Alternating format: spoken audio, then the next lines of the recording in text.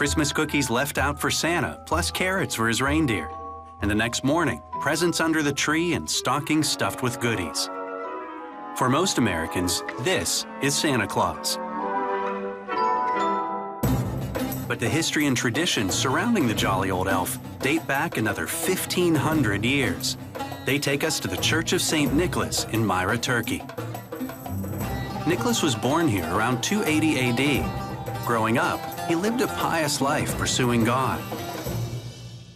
When his parents died during a plague, Nicholas was left with a huge inheritance. Instead of spending it on himself, he fed the hungry, clothed the naked, and helped those in debt to moneylenders. One of his acts of kindness gave us our tradition of hanging Christmas stockings.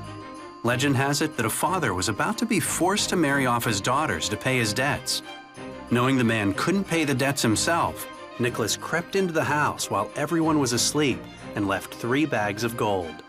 One is said to have fallen into a stocking drying by the fireplace. Nicholas was so generous with his wealth, he lived the life of a pauper and at times had nowhere to lay his head except the house of God. Seeing how much he sacrificed for others, the church elected Nicholas bishop over the region. But it wasn't an easy era for the church. One of the worst periods of Christian persecution came under the Emperor Diocletian.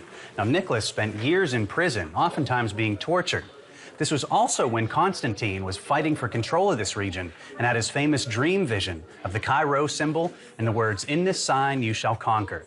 Now, when Constantine won the day, Christian persecution ended and Nicholas was free.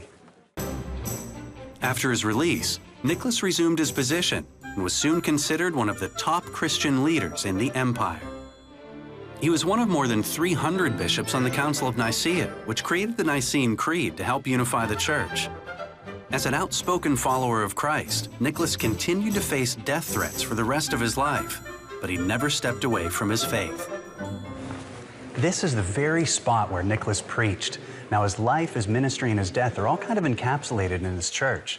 He died December 6, 343, and was entombed in a sarcophagus right around the corner.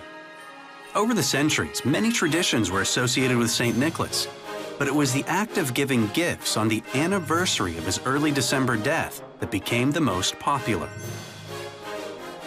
In Nicholas's day, people believed that angels wrote names down in the Book of Life. That transitioned into elves, keeping a record of the naughty and nice.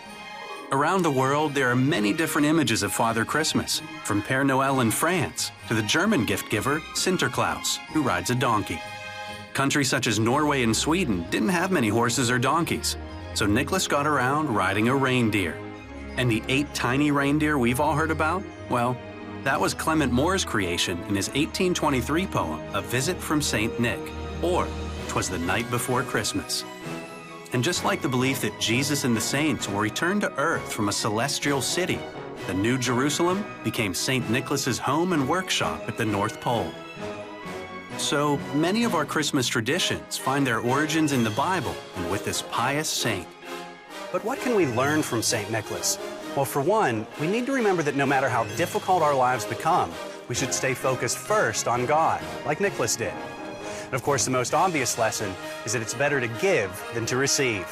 After all, that's the way Nicholas lived his life, based on the example set by Jesus Christ.